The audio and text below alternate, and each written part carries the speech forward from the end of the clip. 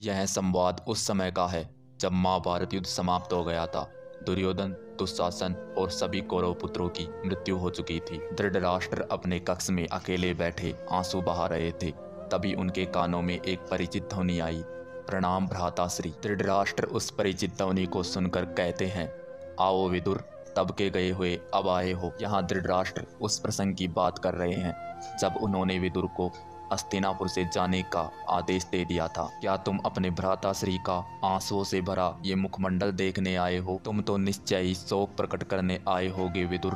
तब विदुर आगे बढ़कर उनके पैरों में झुक जाते हैं। तब धृतराष्ट्र पूछते हैं, क्या लंबी आयु का आशीर्वाद लोगे विदुर?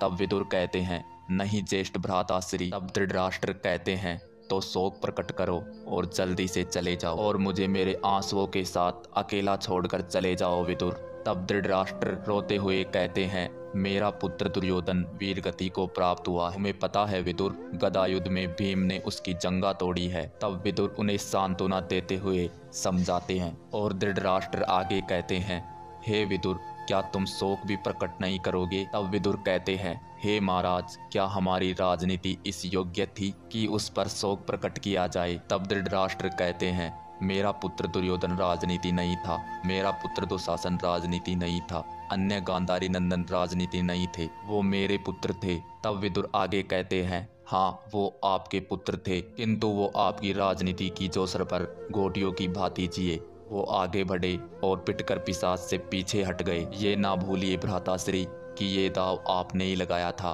और आप ही हार गए। द्यूत में विजय और पराजय का चक्कर तो चलता ही रहता है। दुखी तो मैं हूँ भ्राताश्री, जो मोह की डोरियों में बंधा हुआ न्याय और अन्याय का ये निर्णायक खेल देखता रहा और कुछ ना कर सका। तब धृतराष्ट्र कहते हैं, इस युद्ध में मेरे 100 पुत्र वीर गति को प्राप्त हुए हैं, उसे तुम एक खेल कह रहे हो विदुर? क्या तुम्हारी छाती में हृदय के स्थान पर एक नीति का ग्रंथ है विदुर, जिस पर मेरे आंसू टिक नहीं पा रहे हैं? क्या यही तुम्हारा धर्म है? तब विदुर कहते हैं, धर्म की बात ना कीजिए महाराज, धर्म वो तोता नहीं है जो वहीं बोलता रहे जो आप उसे सिखाते रहे। आप अपने हितों के पिंजरे में धर्म को ना बांधिए महाराज, क्योंकि धर्म का फैलाव तो त्रिलोक को अपने में समेटे हुए है और उनसे भी परे है। सांसों के लिए पवन को शुद्ध रखना भी धर्म है, जलाशय में जल को शुद्ध रखना भी धर्म है, वृक्षों की रक्षा करना भी धर्म है और इस युद्ध में आपके विरुद्ध युद्ध करना भी धर्म है महाराज। इसलिए पांडव पुत्रों को आशीर्वाद दीजिए, उन्होंने बड़े कठिन और टेढ़े मेढ़े रास्तों से चलकर अपने धर्म का पालन किया है। तब धृतराष्ट्र पूछता है, क्या मैं ही एक अधर्मी था? क्या वो धृतराष्ट्र अधर्मी था जिसकी शक्तिशाली बाहों का फैलाव उनके पुत्रों के शवों को नहीं समेट पा रहा है? तब विदुर कहते हैं, यदि आप धर्म के मार्ग पर हुए होते तो आप इस समय अपने पुत्रों के शवों को याद नहीं कर रहे होते। परीक्षा की इस निर्णायक घड़ी में आप एक राजा नहीं, एक पिता सिद्ध हुए हैं और यही हस्तिनापुर और आपका दुर्भाग्य है। आपने अपने पुत्र मोह और अपनी महत्वाकांक्षाओं से धक्के मरवाकर धर्म को अपनी राज्यसभा से बाहर निकलवा दिया। हे महाराज, धर्म देश का विभाजन नहीं है, लेकिन आपने देश का विभाजन किया। धर्म हृदय और हृदय के बीच दीवार उठाने का नाम नहीं है और आपने यही किया। धर्म तो हृदय और हृदय के बीच उठी हुई दीवार को गिराने का नाम है और आपने यही नहीं किया। धर्म कभी मोह के अधीन होकर नहीं जी सकते। हे महाराज, धर्म आपके लिए एक कड़वा सत्य है, आज भी उसे मान लीजिए, उसे स्वीकार कर लीजिए, क्योंकि आज भी आपने सब कुछ नहीं खोया है। तब धृतराष्ट्र टूटे हुए मन से कहते हैं, विदुर, मेरे पास अब मेरे प्रियजनों के शवों के अतिरिक्त क्या रह गया है? तब विदुर कहते हैं, अभी आपके पास आपकी आत्मा है, अभी आपके पास आपकी अंतर आत्मा है। इन दोनों को बचाने का प्रयास कीजिए और इस राजभवन से निकलकर हस्तिनापुर के किसी चौराहे पर खड़े होकर और चीख चीख कर कहिए, हे हस्तिनापुर, मुझे क्षमा कर दो। तब धृतराष्ट्र कहते हैं, क्या मैं उस हस्तिनापुर से क्षमा मांगू जो मेरे 100 पुत्रों के वीर गति को प्राप्त हो जाने के पश्चात भी शोक प्रकट करने तक नहीं आया? तब विदुर कहते हैं, वो क्यों आता महाराज, आप जाकर शोक प्रकट कीजिए, क्योंकि आपने तो अपने 100 पुत्र खोए हैं, लेकिन उन्होंने तो अपने अनगिनत पुत्रों की बलि दी है। और आप जिन 100 वीरों को अपना पुत्र कह रहे हैं, वे भी तो हस्तिनापुर के ही पुत्र हैं। तब धृतराष्ट्र कहते हैं, क्या धर्म अब मेरे से अपने पुत्र भी छीन लेगा? क्या धर्म मुझे अपने पुत्रों पर रोने का अधिकार भी नहीं देगा? तब विदुर कहते हैं, अवश्य देगा, किंतु जल एक नदी की जलधारा है और उस जलधारा में हर खेत आसपास की भूमि, आसपास रहने वाले हर व्यक्ति सभी को उनकी प्यास के लिए जल देता है, किंतु वह जलधारा किसी की संपत्ति नहीं है। पुत्रों से प्रेम करना तो पिता का कर्तव्य है, किंतु धर्म के तो कोई पुत्र होता ही नहीं। आपने यही तो नहीं सोचा?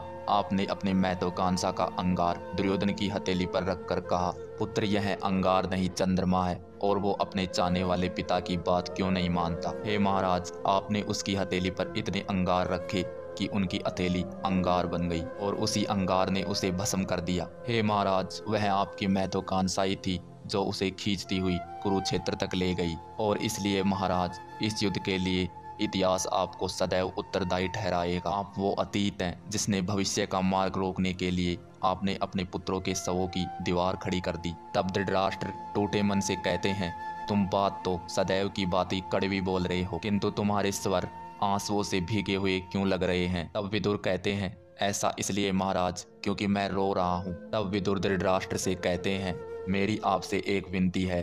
तब धृतराष्ट्र विदुर से कहते हैं कि कहो अनुज। तब विदुर कहते हैं कि विजय प्राप्त कर पांडव हस्तिनापुर में प्रवेश कर चुके हैं। चरण स्पर्श के लिए आए तो उन्हें आशीर्वाद देकर वन के लिए प्रस्थान कीजिए। आप हस्तिनापुर का अतीत हैं और ये आपका परम कर्तव्य है कि स्वयं उठकर वर्तमान के लिए द्वार खोलो और उसे स्थान ग्रहण करवाने के उपरांत बीते हुए समय के अंधकार में चले जाइए। इसलिए अपनी महत्वाकांक्षा के दुखों को समेटना आरंभ कीजिए। भाभी श्री और राजमाता कुंती ने भी आपके साथ ही राज त्यागने का निर्णय लिया है। तब धृतराष्ट्र कहते हैं, मैं उन दोनों का सामना नहीं कर सकता विदुर। तब विदुर कहते हैं कि उन दोनों का सामना किए बगैर तो आपको मोक्ष प्राप्त नहीं हो सकता। यही आपका दंड भी है और प्रायश्चित भी। ये वो माताएं हैं जो दोनों रणभूमि के छोरों पर अपने अपने भाग्य का शव लिए खड़ी हुई हैं। उन दोनों के साथ रहने पर ही तो आपको यह ज्ञान मिलेगा कि आपने हस्तिनापुर के साथ क्या किया है। उन दोनों के साथ रहना ही तो आपको यह बताएगा कि आपकी महत्वाकांक्षा हस्तिनापुर के लिए कितनी महंगी पड़ी। तो दोस्तों, यह था धृतराष्ट्र और विदुर का आखिरी संवाद। उम्मीद करता हूँ यह संवाद आपको पसंद आया होगा। तो वीडियो को लाइक और चैनल को सब्सक्राइब करें, वीडियो को शेयर जरूर करें। वीडियो देखने के लिए आप सभी का धन्यवाद।